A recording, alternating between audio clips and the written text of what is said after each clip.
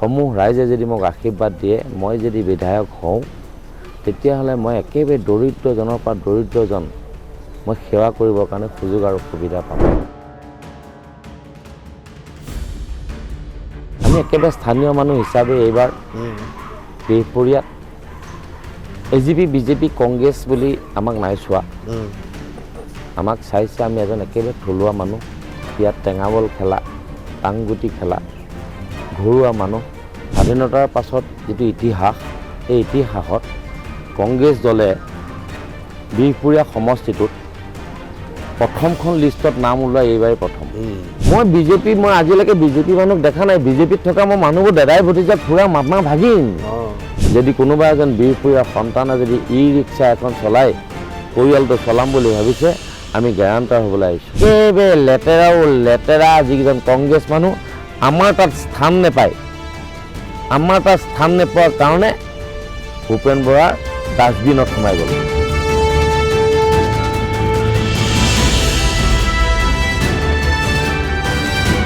মই বিহপুৰীয়া সমষ্টিত উপস্থিত আছোঁ আৰু বিহপুৰীয়া সমষ্টিৰ নিৰ্বাচনী আলেখ আপোনালোকে দেখি আহিছে। বিজেপিৰ তৰফৰ পৰা উত্থান পতন নানান ধৰণে প্ৰভাৱিত, আৰু তাৰপিছত উত্তৰ অসমত এইবাৰ কংগ্ৰেছে সাংঘাতিকভাৱে আধিপত্য বিস্তাৰ কৰিব নেকি, সেই সম্পৰ্কীয় চৰ্চা চলি আছে। আৰু তাৰ মাজত আজি বিহপুৰীয়াৰ এই বিধানসভা সমষ্টিৰ কংগ্ৰেছৰ অন্যতম শক্তিশালী যিগৰাকী প্ৰাৰ্থী ৰাম ভূঞা, নাৰায়ণ ভূঞা উপস্থিত আছে মোৰ সৈতে। নাৰায়ণ ভূঞা স্বাগতম জনাইছোঁ। নাৰায়ণ ভূঞাতকৈ ৰাম ভূঞা ক'লে বিহপুৰীয়া মানে বেছি ভাল পায় যেন মোৰ লাগে। আপোনালোকৰ সকলো দৰ্শকলৈকে মই নমস্কাৰ জনাইছোঁ, শ্ৰদ্ধা জনাইছোঁ। কওক, কেনেকুৱা চলিছে? আমাৰ ভাৰতীয় জাতীয় কংগ্ৰেছ দলৰ তৰফৰ পৰা যোৱাকালি আমাৰ বিহপুৰীয়া সমষ্টিত আমাক যিহেতু দলে দায়িত্ব দিছে বিহপুৰীয়া সেৱা কৰাৰ নিমিত্তে, আমি যোৱাকালি নমিনেশ্যন আমি দিছোঁ।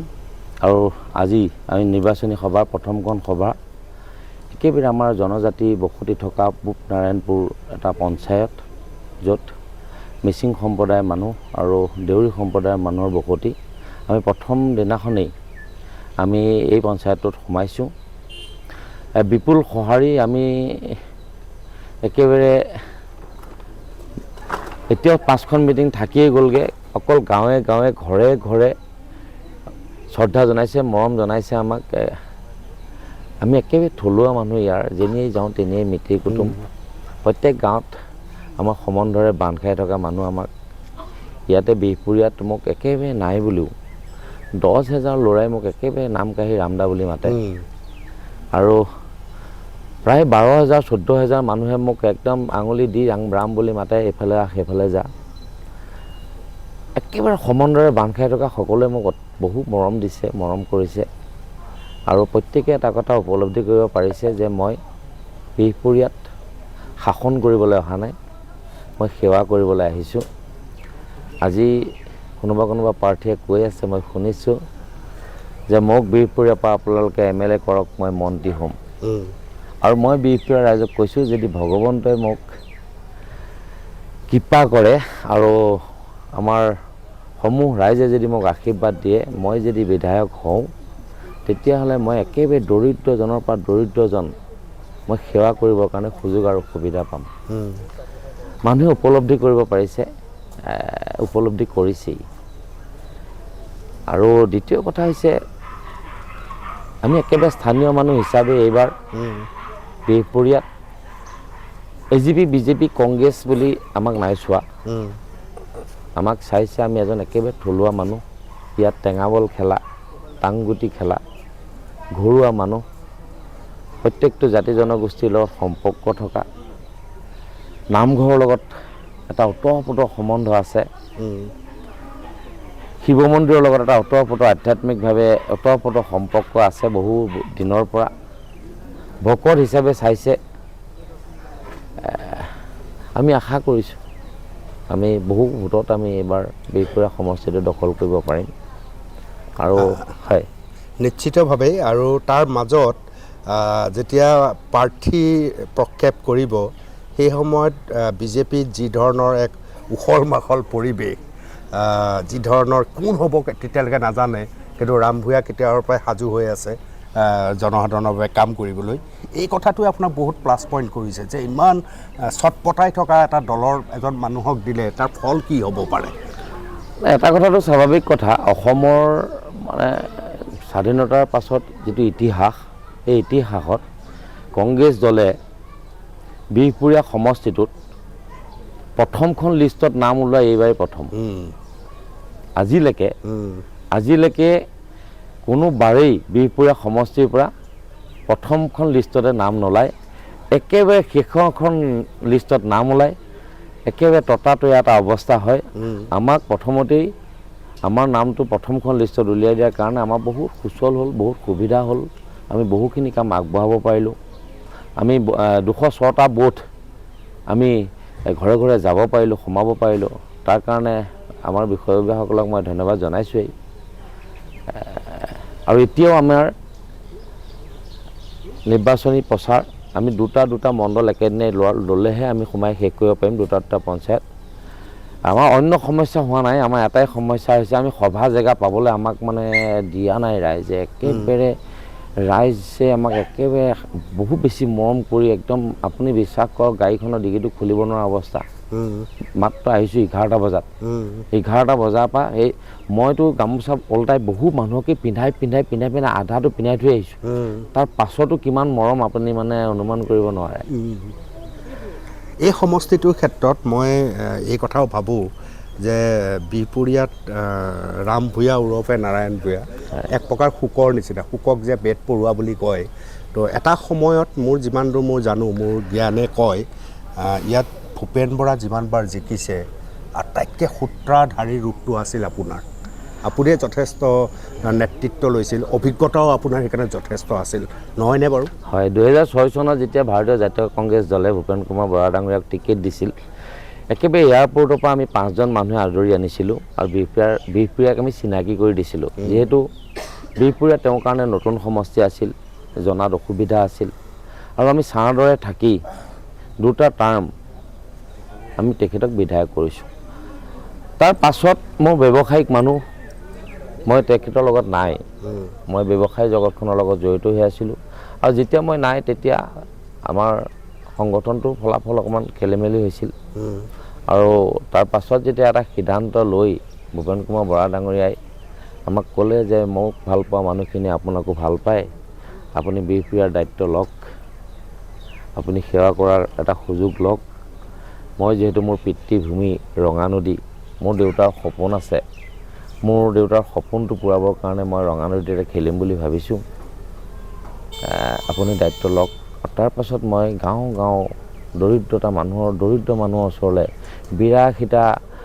একেবাৰে খোজকাঢ়িব পৰা নোৱাৰা ৰাস্তাত চেন গেভেললৈকে 16খন বাঁহৰ দলঙলৈকে হতাশগ্ৰস্ত যুৱক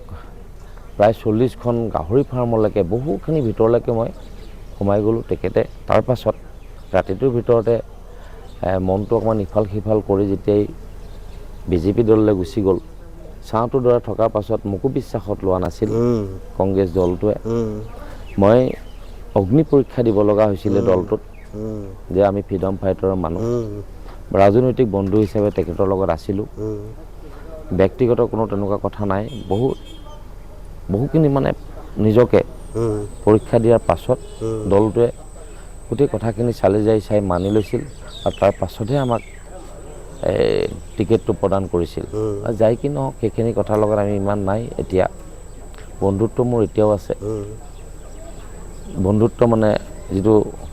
ঘৰুৱালী বন্ধুত্বটো আছে ৰাজনৈতিকভাৱে নাই ৰাজনৈতিকভাৱে তেখেতৰ লগত মই নাই তেওঁৰ মতাদৰ্শ বেলেগ মোৰ মতাদৰ্শ বেলেগ তেওঁৰ চিন্তা চৰ্চা বেলেগ মোৰ চিন্তা চৰ্চা বেলেগ তেওঁক ভূপেন কুমাৰ বৰা ডাঙৰীয়া আহিছে পাৱাৰ পলিটিক্সত তেওঁক লাগে MLA তেওঁক লাগে মন্ত্ৰী মোক লাগে ৰাইজক সেৱা কৰাৰ কাৰণে সুযোগ আৰু সুবিধা ডিফাৰেঞ্চ আছে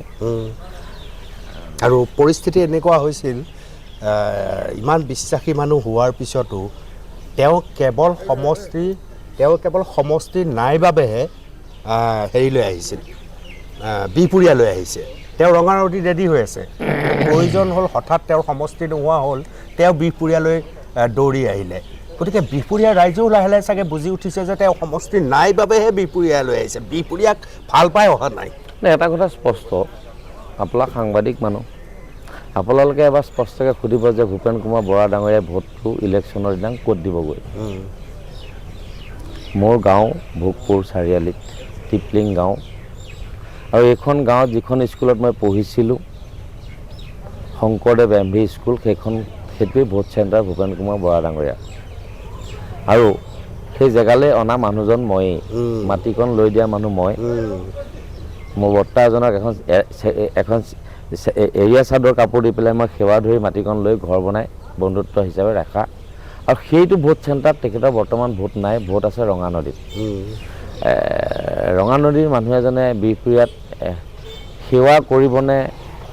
শাসন কৰিব এই কথা বিশেষকৈ বিহপুৰীয়াৰ কংগ্ৰেছ এজিপি বিজেপি মানুহ সকলোৱে বুজি পাইছে